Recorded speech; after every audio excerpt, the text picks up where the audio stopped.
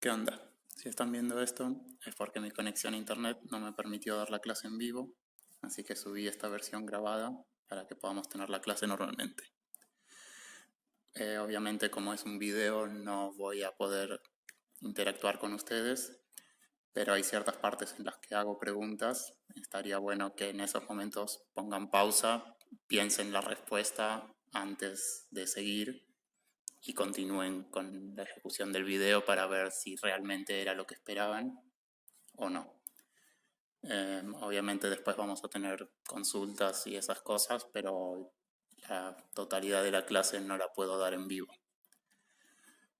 Bueno, arrancamos la clase, es el taller de programación del algoritmo de inferencia.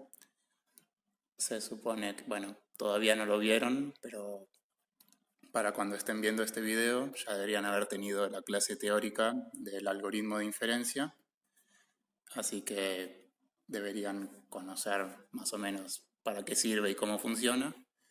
La idea del taller es programar ese mismo algoritmo en el lenguaje de programación que ya conocemos, Haskell. A diferencia de los otros talleres, este taller no se entrega y no va variando cada cuatrimestre, siempre es el mismo. Así que bueno, si están recursando probablemente ya lo conozcan. Igualmente les recomiendo que lo hagan y a pesar de que no se entrega, es bastante recomendable que intenten hacerlo y lo consulten y avancen todo lo que puedan. Bueno, arrancamos entonces el algoritmo de inferencia. Lo anotamos con esa W medio rara. Acá hay un resumen que, bueno, me parece importante recordar que la entrada es una expresión del lambda cálculo. Como está resaltado ahí, es sin anotaciones de tipo. Eso significa que en el cálculo lambda, cuando teníamos una expresión, una función lambda, marcábamos de qué tipo era la entrada, la entrada de la función, la variable que tomaba. En esta versión lo que hacemos es quitar esa notación de tipo, con lo cual no sabemos en principio de qué tipo es el argumento de las funciones del cálculo lambda. Y lo que devuelve, tendemos a pensar, bueno, entonces devuelve una expresión anotada. Bueno, no, lo que devuelve en realidad es un juicio de tipado que consiste en tres partes. Un contexto, una expresión tipada, anotada, y el tipo para dicha expresión. Esto piensen lo que es como en Haskell cuando no escribimos los tipos de las funciones y Haskell de alguna forma deduce o infiere, mejor dicho, el tipo de las funciones. Entonces lo que vamos a programar ahora es un método bastante similar al que usa Haskell para poder determinar el tipo de las funciones cuando el programador no dice de qué tipo son. Bueno, entonces esto es importante recordar que no devuelve solo la expresión con la notación de tipo, sino que también devuelve el contexto y el tipo de toda la expresión. Y claramente el algoritmo puede fallar si la expresión no era tipable. Bueno, y esto de la estrategia, nada, indica cómo va procediendo el algoritmo hacia recursión sobre la estructura, ¿sí? Así como fuimos viendo, por ejemplo, cuando hacíamos el árbol de tipado, que íbamos desarmando la expresión en subexpresiones, el algoritmo de inferencia va a ir iterando de la misma manera. Acá hay algunos ejemplos. Bueno, acá es donde les digo, voy a hacer una pregunta, pongan pausa antes de seguir. ¿Qué debería devolver el algoritmo de inferencia si le pasamos la expresión true? Bueno, lo que devuelve es el contexto vacío. La expresión es la misma, porque como true no tenía ninguna anotación de tipo, la versión sin anotaciones y con anotaciones es la misma. Y el tipo de true claramente es bool. ¿Sí? Recuerden, no devuelve solo true, devuelve el contexto vacío, la expresión true y el tipo bool. Que devuelve para sucesor de x. tenemos el contexto, necesitamos, en este caso el contexto ya no es vacío, porque al tener una variable necesitamos crear un contexto que nos indique de qué tipo es esa variable y claramente para que sucesor de x tipe necesitamos que x sea de tipo NAT. Por eso el contexto que devuelve el algoritmo de inferencia es, bueno, si yo tengo que x es de tipo NAT, puedo decir que el sucesor de x es de tipo NAT. ¿Qué devuelve el algoritmo de inferencia para la variable x? ¿De qué tipo debería ser x para que x tipe? Bueno, acá es donde introducimos las variables de tipo, que generalmente las notamos en Haskell como A, B, letras minúsculas, que es, bueno, un tipo que en principio no sé cuál es, pero podría ser cualquier tipo o a veces un subconjunto de tipos. En este caso, creamos una variable de tipo S0, que en principio no sabemos qué tipo es, pero podría ser cualquier tipo. Si tenemos en el contexto que x es de tipo S0, entonces x va a ser de tipo S0. Bueno, parece bastante trivial, pero justamente la idea de las variables de tipo es cuando no estamos seguros de qué tipo puede ser o puede ser varios tipos, creamos esa variable. Generalmente esa variable después se va a traducir en otra cosa. A veces agregamos esta variable de tipo porque no sabemos qué tipo es, pero mientras vamos ejecutando el algoritmo, quizás más adelante podemos determinar qué tipo era. El siguiente es una función que toma un natural y devuelve 0, que debería devolver el algoritmo de inferencia para esta función. Bueno, no debería devolver nada porque dijimos que lo que tomaba era una expresión sin anotaciones y esta es una expresión anotada. Fíjense justamente que lo dijimos, la diferencia entre las anotadas y las no anotadas era que en las funciones, las versiones anotadas nos decían de qué tipo eran los argumentos que tomaban, mientras que la versión sin anotaciones, que es justamente la siguiente, nos dice toma una variable x, pero no nos indica de qué tipo es y devuelve 0. Sí, justamente esta es la versión sin anotaciones de la expresión anterior. Entonces ahora sí que debería devolver en este caso. ¿Deberíamos agregar x al contexto? Bueno, no, el contexto es vacío, justamente porque el tipo de x va a estar anotado dentro de la expresión de la función lambda. Fíjense que acá lo que devuelve entonces es diferente a lo que tomaba. Hasta ahora siempre la expresión quedaba igual. Ahora tenemos una expresión anotada, que es distinta a la expresión sin anotar que tomaba como argumento el algoritmo. Y de vuelta no sé de qué tipo es x, porque como lo que devuelve es 0, no usa el argumento, en principio podría ser cualquier tipo. Y bueno, el tipo que determina el algoritmo que es esta función lambda es una función que va de S0 en NAT. Si yo aplicara esta función a un booleano, entonces el algoritmo determinaría que ese S0 en realidad se corresponde con bool. Bueno, a partir de ahora todas las diapositivas van a ser cómo represento las estructuras, funciones y otras cosas que necesito del algoritmo de inferencia, cómo las represento en Haskell. Entonces empezamos con lo más básico, las expresiones de tipo. Tenemos NAT, bool, función, y esa S que vendría a representar todas las variables de tipo que necesite. No, si tengo dos tipos que no sé qué son, pero en principio no tienen por qué ser iguales, pueden estar dos variables distintas. Entonces puedo tener infinitas variables de tipo. Vamos a decir S0, S1, S2, etc. Bueno, esos tipos en Haskell los vamos a representar con el data type, que tiene 4 constructores.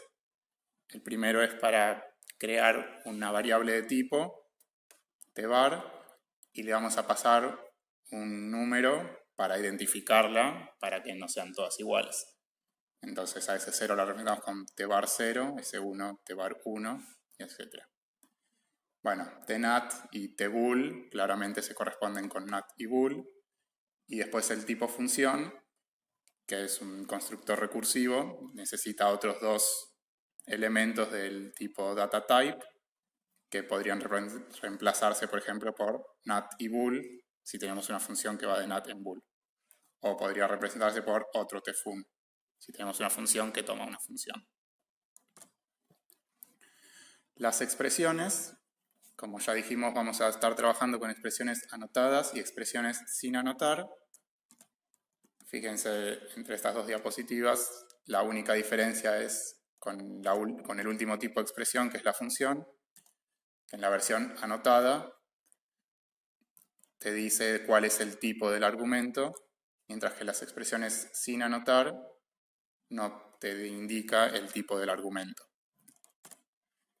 Bueno, esas dos son las que ya estuvimos viendo en cálculo lambda, con bool y con nat. Los constructores para este tipo, que también vamos a usar un data x para expresiones. Básicamente tenemos, bueno, 0 es el 0, true, false. Para las variables lo que vamos a usar es un constructor que toma como argumento symbol, que es un renombre de string, o sea, simplemente es un string para identificar esa variable. Para construir x uso var x y entre comillas x. Sucesor, predecesor y 0. Cada uno de esos, que son constructores recursivos, toman como argumento una expresión, que vendría a ser la subexpresión que está dentro de los paréntesis. Para el if then else, lo mismo, tenemos 3 argumentos recursivos. Y para la aplicación tenemos 2 argumentos recursivos. Falta la función lambda, que la vamos a ver aparte, porque tiene una peculiaridad. Fíjense que no lo dije, pero cada exp toma un elemento más, que ese elemento lo que va a hacer es el tipo de la expresión, si está anotada o no. Es medio confuso, pero vamos a ver cómo debería fabricar el constructor para la función lambda. Bueno, lo que necesito es, voy a necesitar una variable, una subexpresión y en determinados casos, si la expresión es anotada, voy a necesitar además un tipo. Entonces el constructor para la función lambda va a tomar el string para representar qué variable toma como argumento, la subexpresión y algún elemento del tipo A que todavía no sabemos qué tipo es ese. Bueno, lo que vamos a hacer para diferenciar justamente las anotadas y las no anotadas, vamos a tener estos tipos anotexp y plainexp, expresión anotada, expresión sin anotar. A las expresiones anotadas, el tipo le vamos a pasar justamente type, que es lo que habíamos definido en el slide anterior, y a las expresiones sin anotar les vamos a pasar como su subtipo, como el tipo paramétrico, este void, que vendría a significar ningún tipo. Este paréntesis, paréntesis, no sé si ya lo vieron. Vendría a representar algo así como el void, es como un tipo. Ah, sí, ya lo vieron, es el unit que vimos cuando hacíamos la asignación. Bueno, es simplemente para denotar que esta expresión no es anotada, porque este tipo no representa nada que nos interese representar. Entonces, para las versiones anotadas, cuando construyamos el lambx, acá le vamos a tener que pasar algo de tipo type, o sea, alguno de los tipos que vimos acá. En cambio, si la expresión es no anotada, acá le vamos a tener que pasar algo del tipo unit, que lo único que le podemos pasar es unit, o sea, no le estamos pasando nada. Es simplemente para remarcar que no nos interesa el tipo, que no nos interesa representarlo, porque la expresión en realidad no denota el tipo. Bueno, el contexto, ¿qué era el contexto? Bueno, más allá de cómo se representa en Haskell, el contexto lo que nos va a interesar es las operaciones que podemos hacer sobre el contexto. creo que más o menos se entiende qué es cada una. El empty context te crea un contexto vacío. El extend es para agregar una variable, un par variable tipo al contexto. Remove saca una variable del contexto. Eval es para saber qué tipo tiene una variable en determinado contexto. Join es medio raro porque no es que toma dos contextos y devuelve uno, sino que toma una lista de contextos. Pero bueno, van a ver que es más fácil hacerlo de esta forma. Bueno, esto lo vamos a usar cuando tomemos los contextos del llamado recursivo. Tenemos que juntarlos en un solo contexto. Y el domain es para saber si cierta variable está dentro del contexto. Las sustituciones, ¿se acuerdan que cuando teníamos variables de tipo, ¿no?, que en principio no sabíamos qué eran, pero al hacer los llamados recursivos podíamos obtener más información y eso nos podría decir si una variable que antes no sabíamos qué era, ahora sí podemos saber qué es. Bueno, las sustituciones son las funciones que asignan los tipos. Vendría a ser algo así como el contexto para las variables. Bueno, acá es para las variables de tipo, nos van indicando qué tipo debería tener realmente una variable de tipo. Y después tenemos la unificación, que la idea era que si yo tenía varias premisas, podía decir, bueno, este tipo debería sustituirlo con este con este. Quizás me podían quedar cosas inválidas, como sustituir NAT con bool, que no tendría sentido. La idea de unificar es encontrar una sustitución que junte todos los pares de tipos que necesito que macheen entre sí y pueda usar esa misma sustitución para reemplazar todas las variables de tipo que antes no conocía por variables que sí conozco. O por otras variables de tipo. A veces también me puede pasar que necesito que dos variables de tipo macheen entre sí, entonces necesito que una sea igual a la otra, a pesar de que ninguna de las dos todavía sé qué tipo es. Acá justamente hay un ejemplo. Si queremos tipar, o más bien si queremos inferir el tipo de esta expresión, if true then y else x, lo primero que hacemos es el llamado recursivo para cada uno de sus tres subtérminos. Bueno, el de true ya lo conocemos, quería enfocarme en esto. Cuando hacemos el llamado recursivo para x, eso nos va a devolver que, bueno, en el contexto que x tiene tipo S0, x tiene tipo S0. Para ahí nos va a devolver no exactamente lo mismo, sino que va a usar una variable distinta. ¿Por qué es esto? Bueno, porque no necesariamente x e y tienen el mismo tipo. Lo que sí voy a querer es que cuando infiera, el tipo de esto, ahí sí voy a necesitar que y x tengan el mismo tipo. De ahí sale esto del MGU, el unificador más general.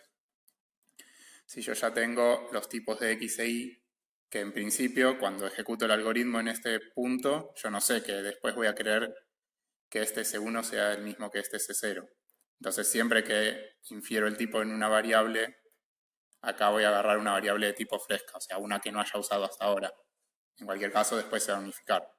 Por ejemplo, acá, justamente, voy a querer unificar S0 y S1. Yo podría decir, bueno, y x los podría unificar a ambos con NAT, ¿no? Y esto sería un if true, then un número y si no, otro número. Si unifico x e y con NAT, si unifico S0 y S1 ambos con NAT, entonces el tipado va a ser válido. Pero no va a ser el unificador más general. Porque ¿qué pasa? Después podría basarme que todo esto le estoy aplicando sucesor, en ese caso va a funcionar porque estos son NAT, pero también podría estar aplicándole una función que toma un booleano, entonces ahí voy a estar perdiendo soluciones. Por eso decimos que el MGU es el único que nos permite no perder soluciones. Bueno, las sustituciones también no nos interesa tanto cómo están implementadas. Lo que nos importa es que se define con este operador que dado una sustitución y algo de algún tipo nos devuelve otra cosa de ese mismo tipo. Y ese mismo tipo que puede ser, bueno, acuérdense para qué usábamos las sustituciones.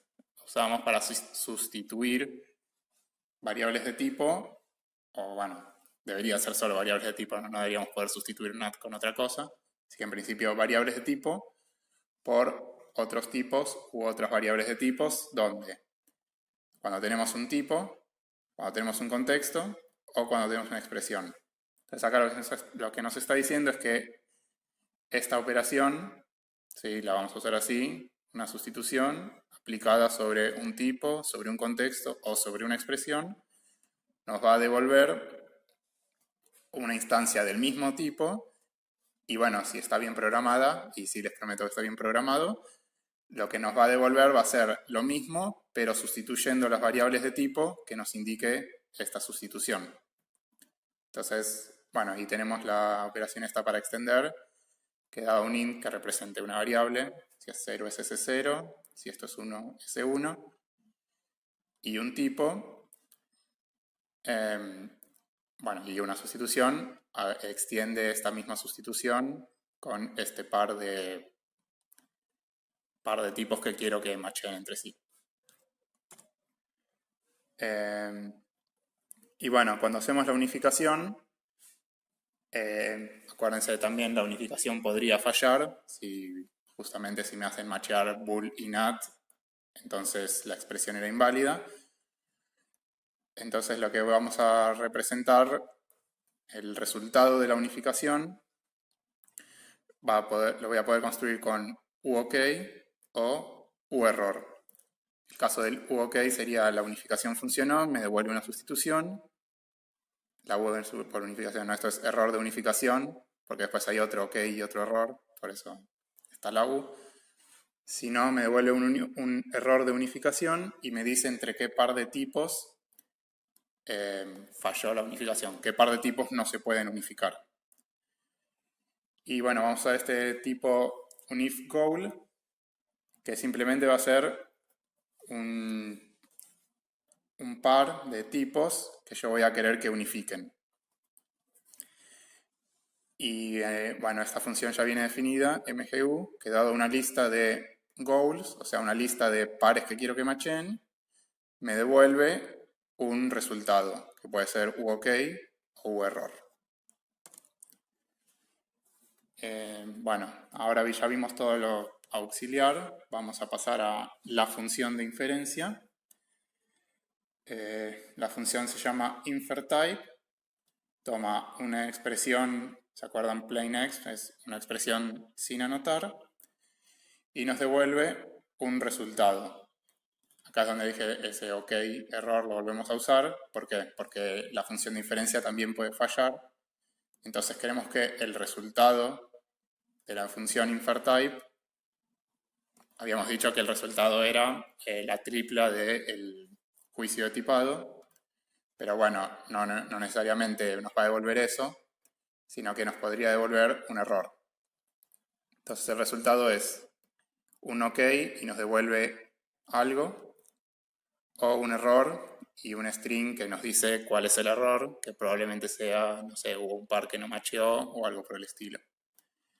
Y este tipo, fíjense que lo que le estamos pasando a este result es el tipo typing judgment, o sea, juicio de tipado, que simplemente es la tripla, contexto, expresión anotada y tipo. Bien, entonces o nos devuelve un OK juicio de tipado o nos devuelve un error. Vamos a empezar a pensar cómo deberíamos definir esta función.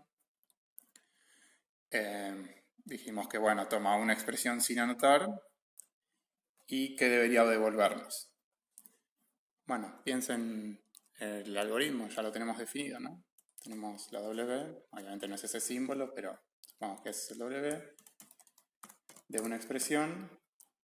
¿Qué es lo que nos debería devolver? Fíjense los apuntes de la teórica. Bueno, en realidad no lo definimos de esta forma, sino que lo definimos inductivamente sobre la estructura de la expresión.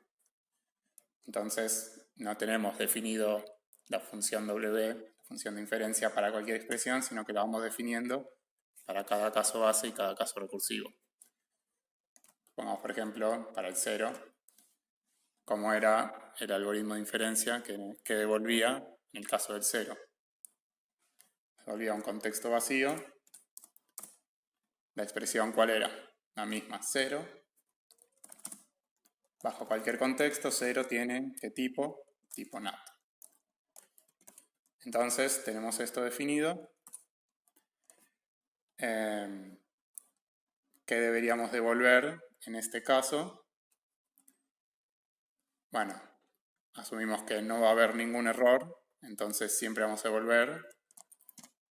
Esta sería la función de inferencia en general, acá es como la vamos a definir en Haskell. Al 0, como habíamos dicho que lo representábamos, con 0x. Entonces, la función de inferencia para 0expr, ¿a qué va a ser igual? Vamos a decir, no hubo ningún error, entonces tenemos que devolver un juicio de tipado. Juicio de tipado va a tener un contexto, que el contexto tiene que tener, acá dijimos vacío, eso lo anotamos con empty context. La expresión, ¿cuál va a ser? 0expr.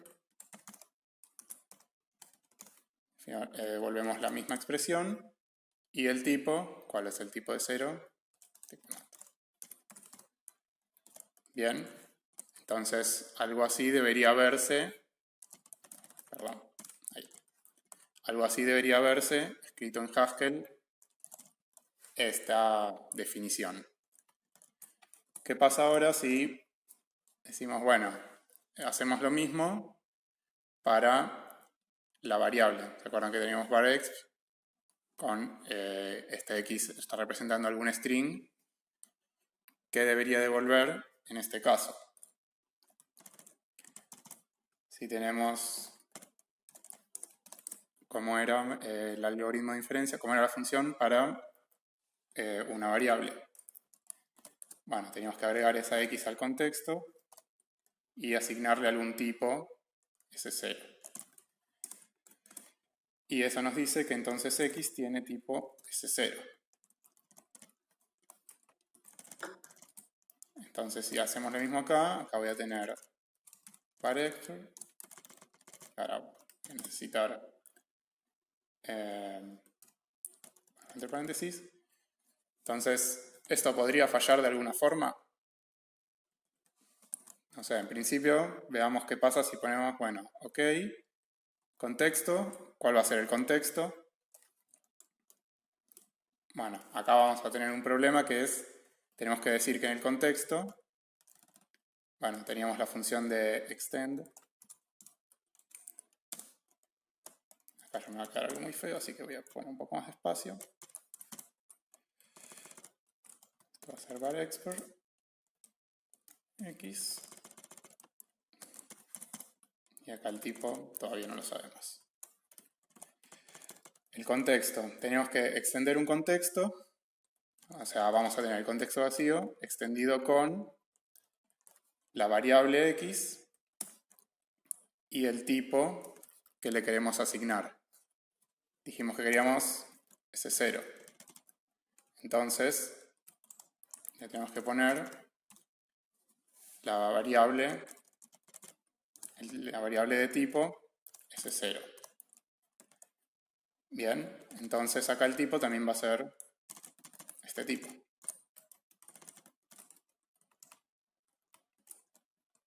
¿Sí? Bueno, me acabo de dar cuenta que acá no sería esto, sino que sería inferType. No tenemos definido SW. Entonces, ¿cuál es el problema con esto? ¿Se acuerdan cuando dijimos lo del if then else? Teníamos que tipar x, perdón, teníamos que inferir el tipo de x e inferir el tipo de y, y lo que nos devolvía era ese 0 en un caso y ese 1 en el otro.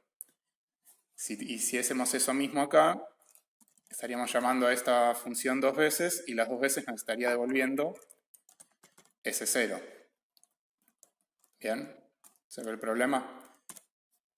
Acá tenemos la definición, que en realidad había una parte de la definición que nos decía S tiene que ser una variable fresca.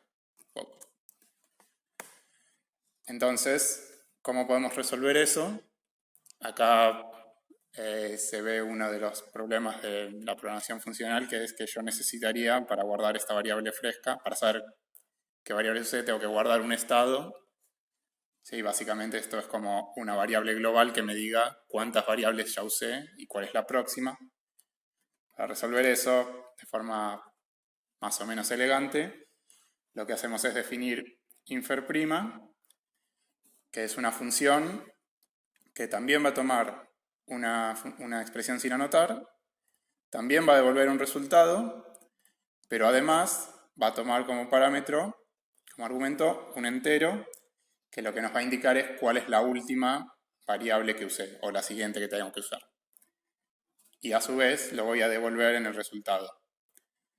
Entonces, desde infer', teniendo esta expresión, lo que hago es llamar a infer' con 0, y eso me va a devolver en este número cuántas variables frescas se usaron. Entonces, si yo acá tuviese que usar otra variable fresca, voy a usar la siguiente a la que me devuelvan.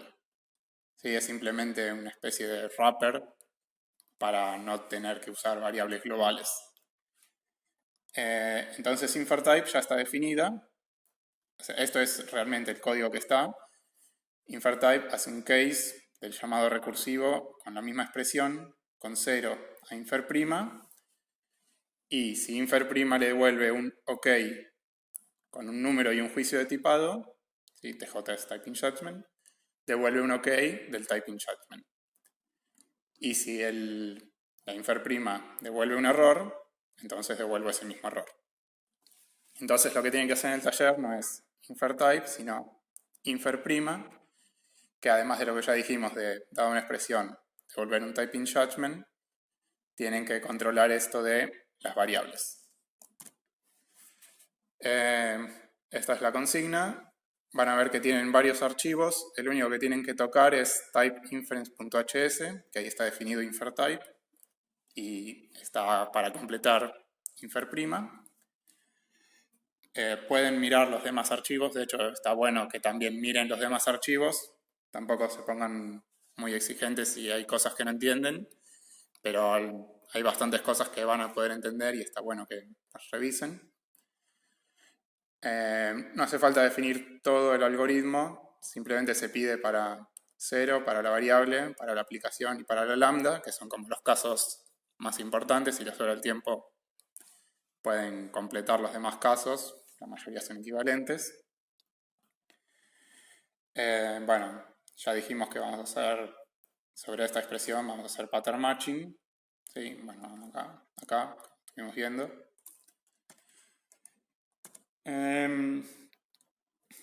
Bueno, usen estas herramientas que les provee de Haskell cuando queremos hacer llamado a una función y queremos hacer algo en función del resultado.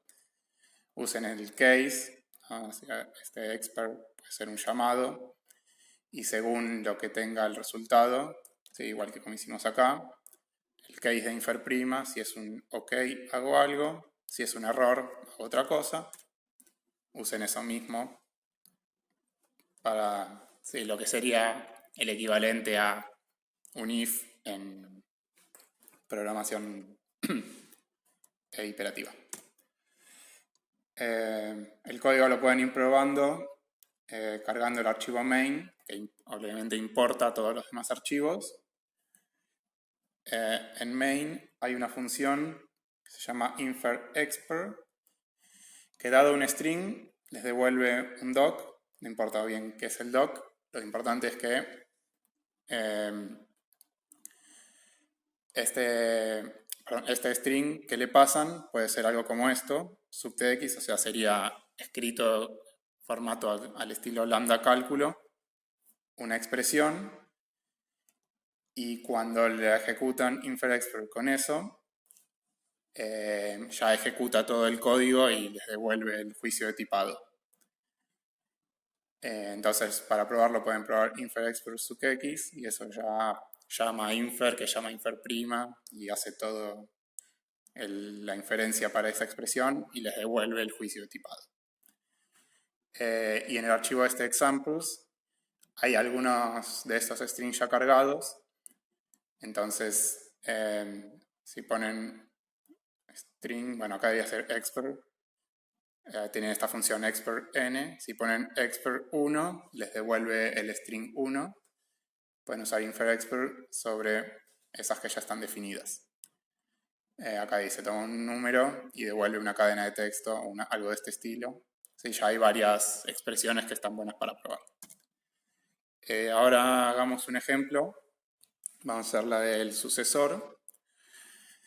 Bueno, ya dijimos que vamos a hacer pattern match, entonces infer' del sucesor de una expresión n. Acuérdense que esta es la cantidad de variables frescas que ya se usaron, que debería devolverme esto. Bueno, dijimos que esto nos podía devolver un error o un resultado válido. Vayamos con el caso fácil. Si es un error de algo, no nos interesa, devolvemos ese mismo error. ¿Qué pasa si el resultado recursivo de ejecutar infer' con la subexpresión e con el mismo n, qué pasa si eso da bien un resultado? Bueno, nos va a devolver un par que contiene el n', que vendría a ser cuántas variables más se usaron en el llamado recursivo, y el juicio de tipado compuesto del contexto, la expresión tipada. ¿Sí? Fíjense que este e es una expresión no anotada, esta es una anotada, y el tipo está todo con primas para recordar que es el llamado recursivo. ¿Sí? En realidad la única que está prima es la e, porque acá no tengo ni una c ni una t. Pero bueno, este es el resultado del llamado recursivo. ¿Qué tengo que hacer en ese caso? Bueno, lo primero que tenemos que hacer es unificar. ¿Se acuerdan que ya tenemos la función mgu, que también podía devolver un error, así que también la vamos a rodear con un case? Y a mgu le tenemos que pasar una lista de tuplas de tipos que queremos unificar.